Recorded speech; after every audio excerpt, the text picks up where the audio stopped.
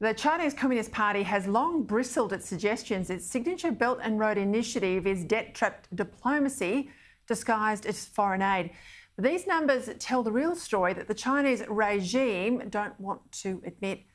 A new report from William and Mary College University in Virginia, that's in the United States, shows that Belt and Road has saddled poorer countries with hidden debts of more than $500 billion. Now, more than 40 low or middle income countries have debt exposure to Beijing that's greater than 10% of their GDP. For their reaction, let's bring in my international panel. From Adelaide, host of Bernardi, Cory Bernardi, and from Sydney, co-host of Outsiders, James Morrow. Well, it's a damning report, Cory, and of course we know, well, we've talked about it a lot for a long time. We know even in Victoria too, they signed up, couldn't sign up fast enough under Daniel Andrews, but the evidence is out there now. It's terrible. You're absolutely right, Peter. It is damning, and the report, and we all understand the Chinese don't do anything unless it's going to advantage them. And the way this works is they will fund a port in some South Pacific island. They'll make it big enough for their battle cruisers to dock at, even though they promise they won't. It's only for fishing purposes. And then they'll say, well, now you've got to pay us $50 million a year for the privilege of us building you a port. Oh, you can't do that. We'll take it over. It's crazy. And quite frankly, Peter, I can't believe that in this country we're allowing Chinese companies to manage our infrastructure, or we had a premier in Victoria with Dan Andrews that was prepared to go down the Belt and Road path. It is outrageous. Right, let's go to Britain now, if I can. James, Keir Starmer has given his first address as Labor leader to the Labor Party conference. It was an hour and a half, so no mean feat. He mounted a very spirited defence of Tony Blair's achievements in office and drew a very clear line under the Jeremy Corbyn era. Now, you can congratulate him for that, but not everyone in the crowd liked what he had to say. To those who reluctantly chose the Tories because they didn't believe that our promises were credible. It was your Brexit. To the voters,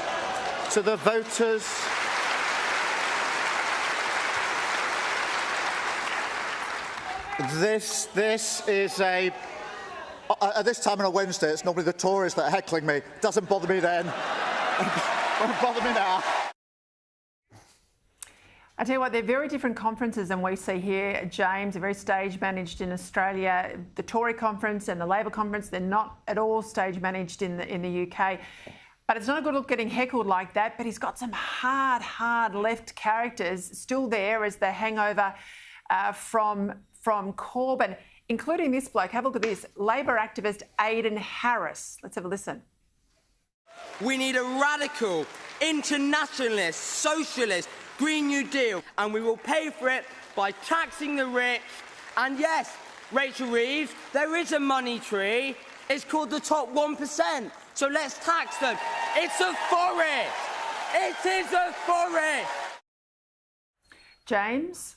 Well, I don't know, Peta. I mean, you said just now that you thought that this was a hangover from the Corbyn era. I would say they're actually still drunk.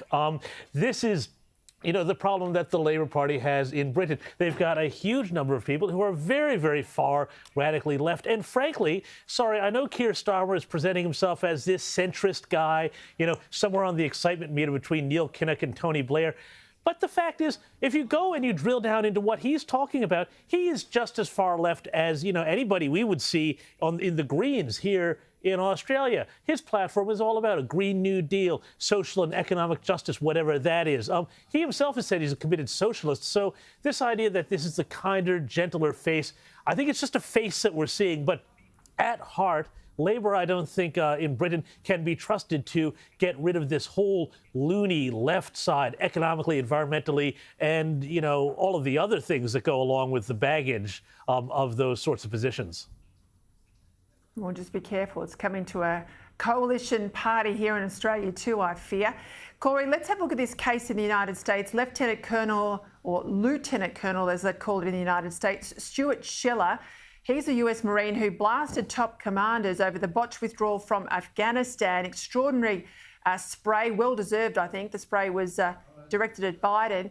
We now learn he's been detained in a military prison in North Carolina. He's waiting a hearing. I presume it's court-martialing.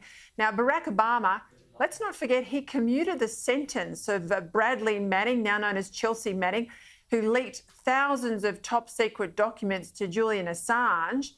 But Biden locks up a patriot like this bloke for speaking truth to power. It's shameful. It is shameful, Peter, and the left, they hate patriots. They hate the idea of nationalism and wanting to do the right thing by your fellow citizens. It's all about them all the time. But this chap put a video out, this lieutenant put a video out. He openly acknowledged that he would suffer wrath for it. One of his seniors said, "You should resign if you had any dignity." He said, "I will," and he did resign. He just hasn't completed the paperwork yet, and they've incarcerated him and not allowing him to complete the paperwork because they want to charge him.